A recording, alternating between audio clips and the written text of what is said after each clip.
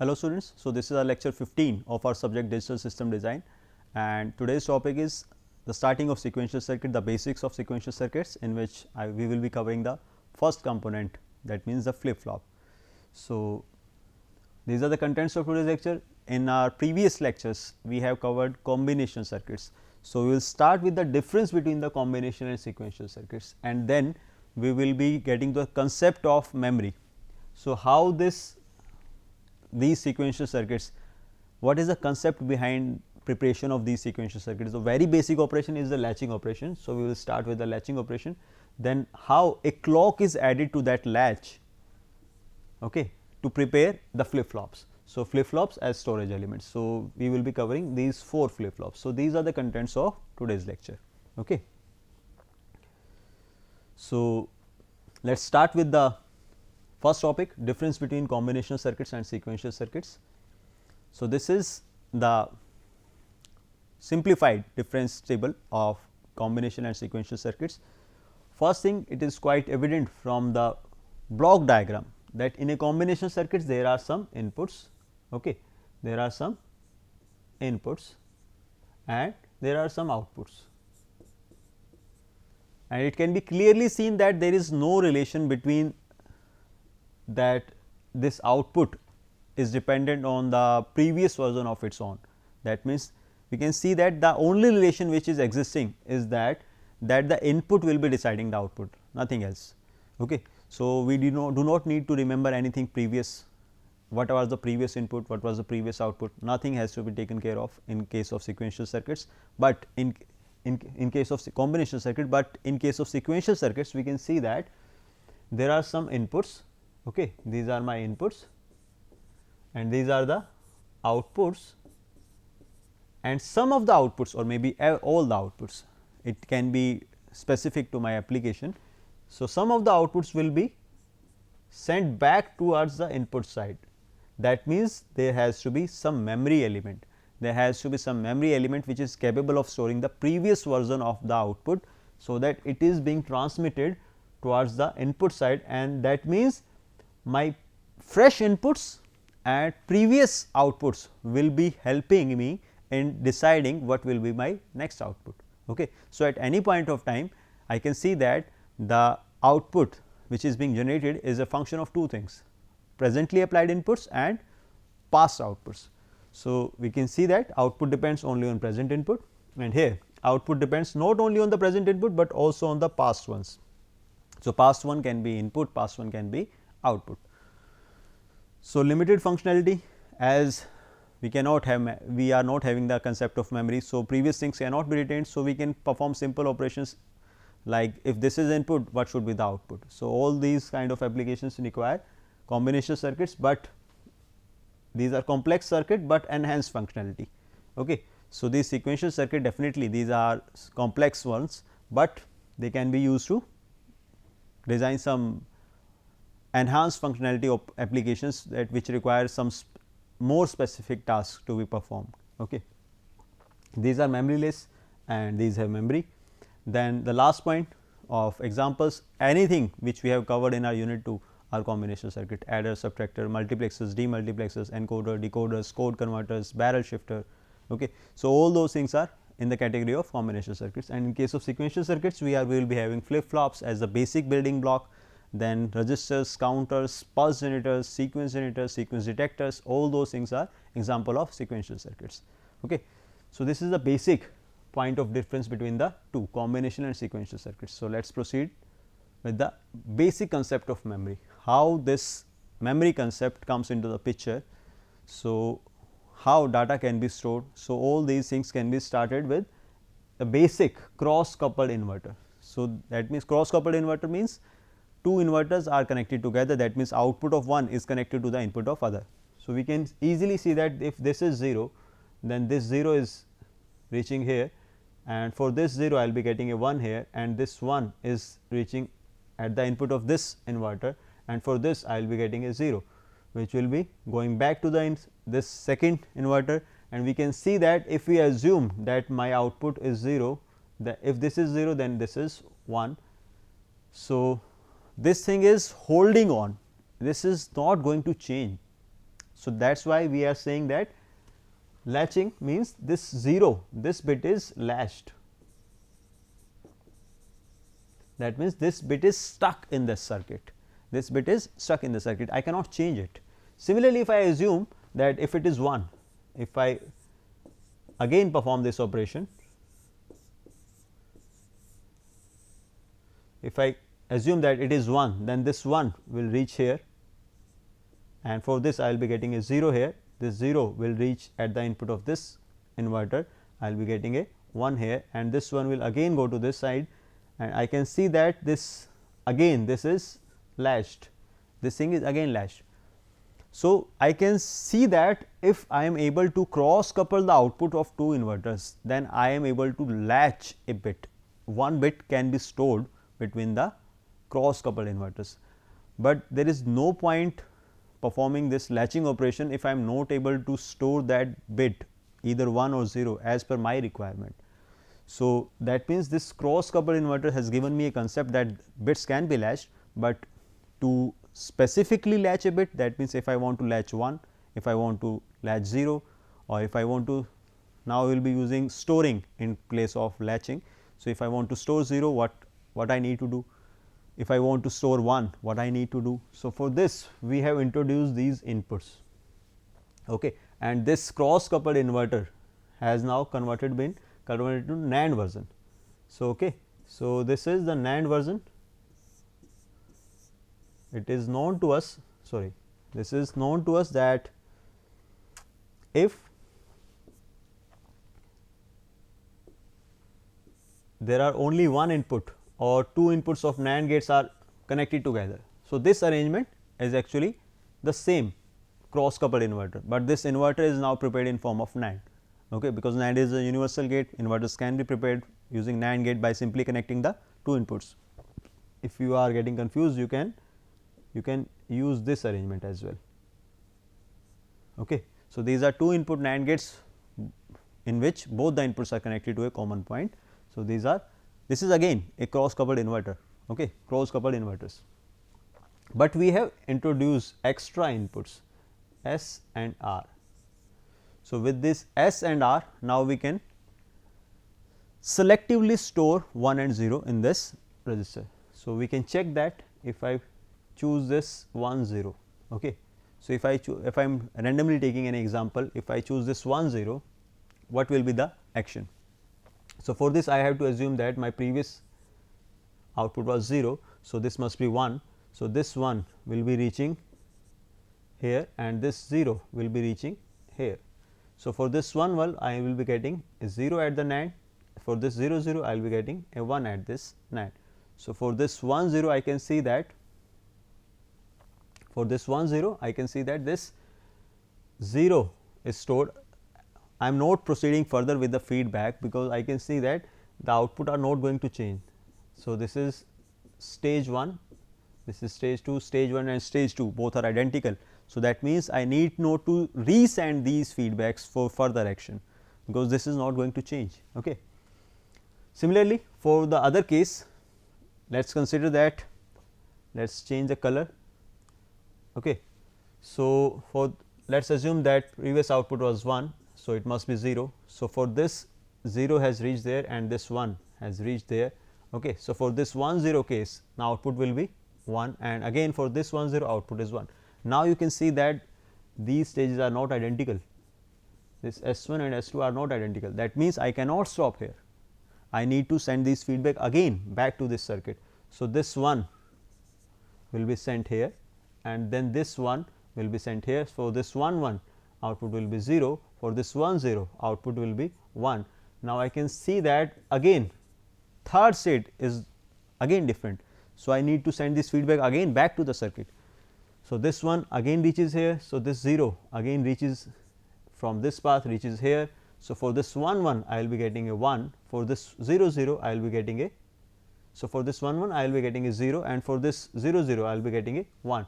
Now, I can see that this S3 and S4 are identical. Now, it means that output has stabilized, I can stop now and check what is the behavior, what are the behavioral changes in the output. So, I can see that initially output was 1, but now it is 0 and if I assume 0, initially it was 0 and finally it is also 0. So, I can conclude that in an SR latch, if I prepare a table, that if I choose 1 0, then the next output is definitely going to be 0. As you can see that if I assumed previous output to be 0, then also output was 0. If I assume previous output to be 1, then also my next output is 0. So, in both the cases I can see that next stage output is 0. Okay. So, in this way we can store, a bit as per my requirement. That means, if I want to store a 0, then I can choose S is equal to 1 and R is equal to 0. Okay. But this thing is the latching operation, and this thing when introduced with the concept of clock. Okay. So, in this latch we can see that there is no timing element. If you apply the input, you will get the output. Okay. So, if we introduce a timing element, by timing element means that there will be additional input. Okay. That input will decide whether the circuit will work or not. So, that is the concept of clocking. So, concept of clocking means that there will be an additional input in the flip flop. Okay. So, if this is the flip flop, with this flip flop there will be additional input, this will be termed as clock. Now, this has to be mandatorily active, that clock has to be activated if I want to perform my latching operation. Okay. So, if latch is added with the clock, then that latch becomes a flip flop. So, this is the basic difference between latch and flip flop. Latches are unclocked and flip flops are clocked, or we can say latches are level triggered and flip flops are edge triggered. This concept of level and edge we will be covering now. So, this clock is actually a timing element, and that timing element is nothing special. This is, by timing element we mean that there is a additional input in form of a square wave pulse. So, in a square wave pulse we can see that there are 4 components, this one, this one, this one and this one, and the components before that and after that are repetitive. That means, these are the 4 unique components of a pulse. So, we can see that these 2 are levels. So, we can check that this one and this one, these are my levels. So, these are positive and negative levels. Similarly, I can see that this one, this and this. Okay. So, these are the edges.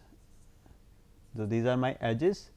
So, this is the higher level, that means it is positive level. This is the lower level, that means it is a negative level. Similarly, this is 0 to 1 transition. 0 to 1 transition means it is a positive edge, and this 1 to 0 transition is my negative edge. So, if we see that a single clock is having 4 components, 2 levels and 2 edges, and further these levels are of positive and negative type, that means positive level, positive edge and negative edge. So, level means, that means I need to maintain that level either 0 or 1 to accomplish my latching operation, and if by edge means I just can't be having a single value to operate to perform a particular function, but I need to perform a transition. That means, I need a 0 to 1 transition, so that the flip flop is triggered, or similarly if I need 1 to 0 transition in case of a negative edge, for my flip flop to get triggered and then deliver the output. Okay. So, these are the different types of clocks in our flip flops.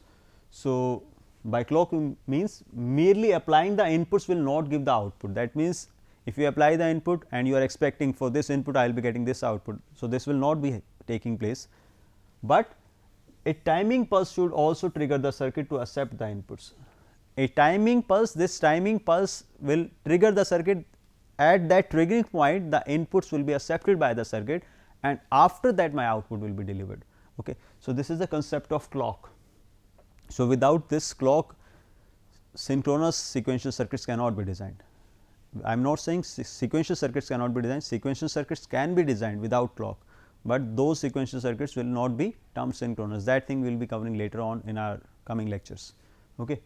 So, this is the concept of clocking. Now, let us add this clock to the latches. So, this is SR flip flop. SR flip flop, it is, if you see that structure, it is exactly your latch. So, part of the circuit towards the right of this partition is your latch, and we have used this again a separate set of inverters for this flip flop. Now, in this we can see that there are two inputs S and R. Now, S stands for set and R stands for reset.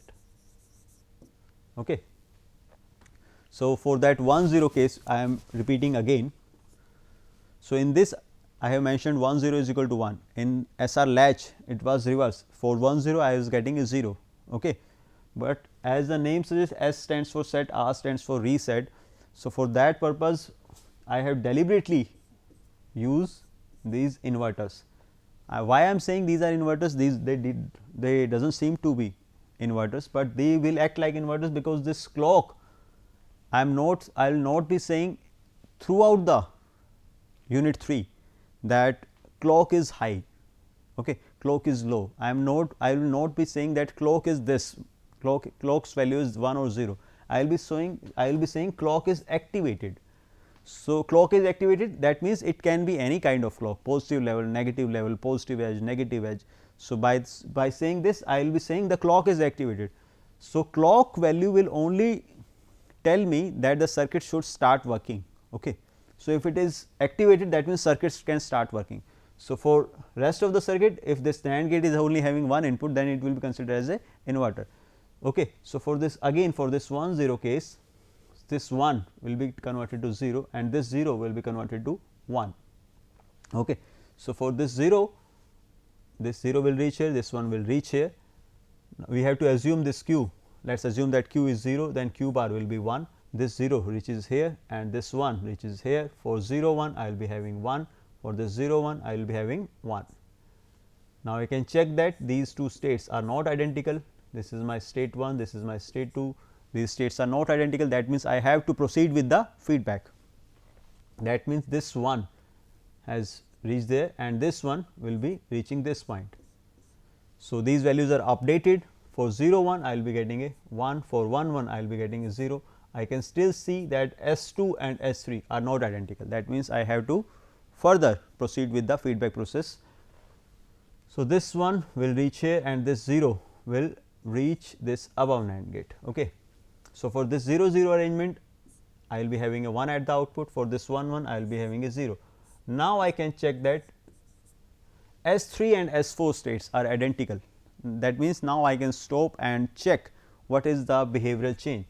I can see that if previous output was 0, next output is 1, that means, if q n was 0, q n plus 1 is equal to 1. Okay. Similarly, I have to take another case that means, the second case. So, in that second case I will assume this q to be 1 and q bar to be 0. So, for this again this is 1, this is 0, this 1 will be converted to 0, this 0 will be converted to 1, this will reach here, this will reach here. Clock definitely all this action has been performed assuming that clock is activated. So, for this 0 is there, this 1 is there. Now, this 1, that means, this 1 is sent here and this 0 is sent here via this path. So, for this 0 0 I will be having a 1, for this 1 1 I will be having a 0. That means, now I can check this these two states S1 and S2 are identical, that means, I can stop now. I can check that output has not changed, that means, if it was 1 it stayed 1. Okay. So, if previous output was 0, the next output is still next output becomes 1, and if previous output was 1, then the next output holds on to that 1. That means, in any case whatever the previous value was, the next stage output is definitely going to be 1. So, that is why for this 1 0 combination we have written a 1 there. Okay. In case of this invalid, similarly you can verify other cases as well. We will be covering these cases one by one. So, for this 0 1 case output is 0 and this 0 can be covered in my next stages. So, this 1 1 is mentioned, it is mentioned here that it will produce a invalid output. So, by invalid means both q and q bar will simultaneously be high. Okay. This can be shown here. So, if I erase all the ink on this slide and restart the operation. So, I am restarting the operation okay, for this 1 1. So, this is 1, this is 1. So, this is 1, this is, that means this will be 0, this will be 0.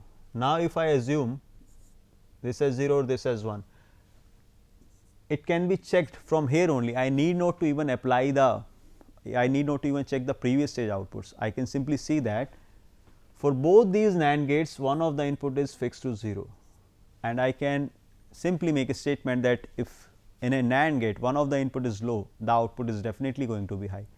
So, the only possibility for a 0 output in a NAND gate is when both the inputs are high. Okay. So, definitely these 0, this 0 will never, and this 0 as well, these two zeros will never be able to make the output low, okay, because these two zeros will definitely be resulting in two ones at the output of the NAND gate. So, which is not possible, that is why we have mentioned it is invalid. Okay. Similarly, if you want to cover this QN case, so for this QN case, if you assume, if you apply 0 0 here, then you will find that if I erase this ink, okay, if you take 0 0 here, then for this 0 0 case, this output change, that means if you are having a 0 there, 1 there, then after some stages you will find that this 0 stayed there, this 1 stayed there. Similarly, if you assume 1, okay, similarly if you assume 1 it to for q and q bar as 0, then this 1 will remain 1 and this 0 will remain 0. That means nothing is happening. You can check that by applying the appropriate values.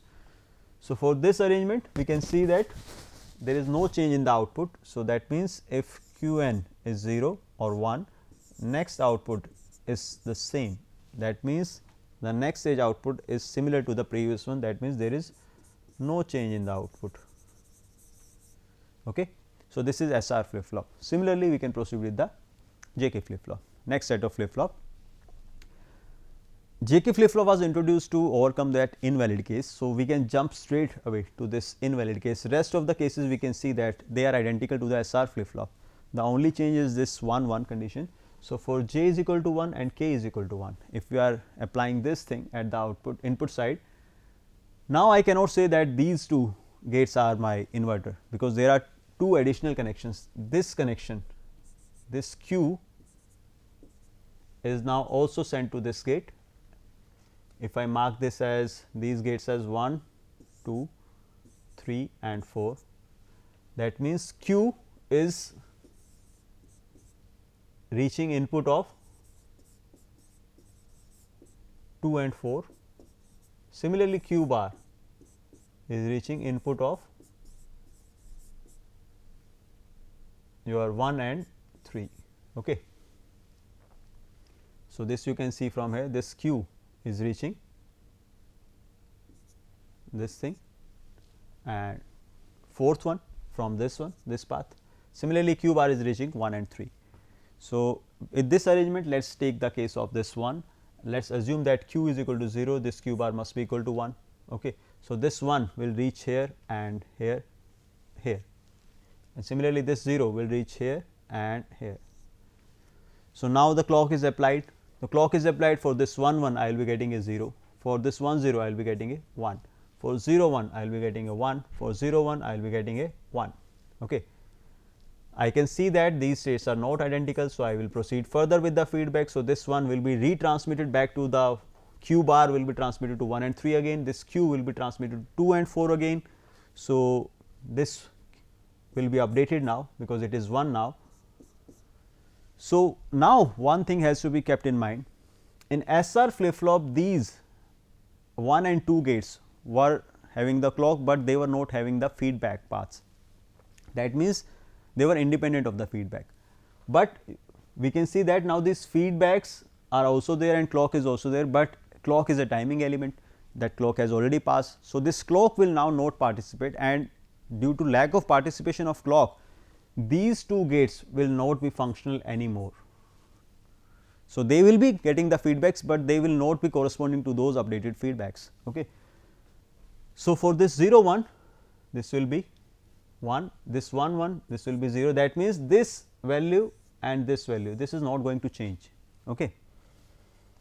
So, proceeding further, because the states are not identical. So, this 0 will be reaching here, and this one will be reaching here and here, but again 1 and 2 will not respond, 3 and 4 can respond. So, for this 0 0 I will be getting a 1, and for this 1 1 I will be getting a 0. Now, I can check that the output is not invalid. Okay. I am getting a valid output, and what is the transition? 0 to 1. Similarly, if I assume this to be 1, then this will be the change. So, after some time I will see that this is the change. Okay. That means, if previous output was 0, the next stage output is 1, and if previous output was 1, the next stage output is 0. So, that means, whatever the previous output was, it is getting toggled. So, that is why it is mentioned q n bar. This q n bar, that means complementing of the previous output, is termed as toggling of the output. Okay. So, this is the JK flip flop. Okay.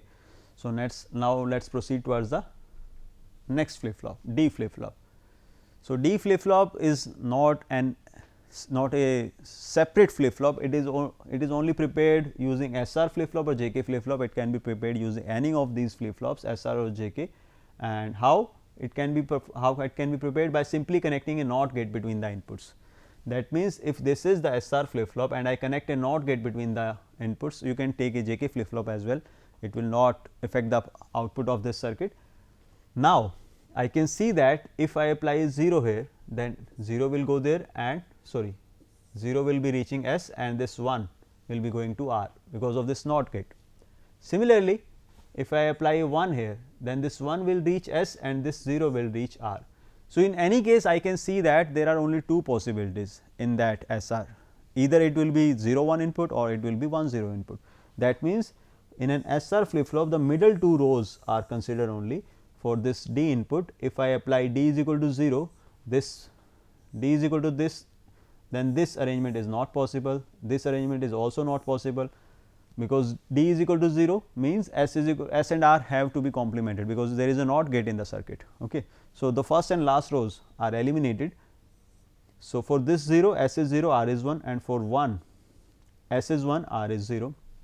So, that means, I can see that for 0 I am getting a 0, for 1 I am getting a 1.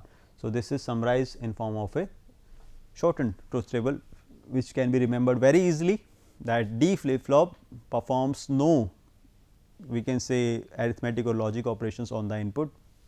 It is simply holding the input. Whatever you apply at the input, the same thing will be retained at the output. Okay. So, this is a D flip flop, that is why D stands for delay flip flop. Okay. And it is also termed as data flip flop, because there is no functional changes at the output. Okay. So, let us proceed with the next flip flop, or we can say the last flip flop, which is the T flip flop. This T flip flop can only be obtained from JK flip flop. And how it is obtained? If I connect both the inputs to a common point, that means, both the inputs will be having the same value. That means, either both can be 0 or both can be 1.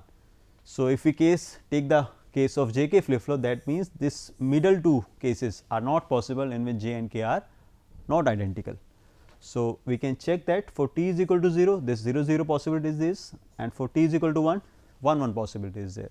And in that we can see that for 0 J k produces q n, and for 1 J k produces q n bar. So, similarly, we can prepare a simplified version of the T flip flops truth table, in which we can see that if I apply t is equal to 0, my output is not going to change. If I apply t is equal to 1, my output will be complemented. Okay. So, these are 4 different flip flops with their characteristics, with their truth table. Okay. So, with this we come to the end of the today's lecture. Thank you very much.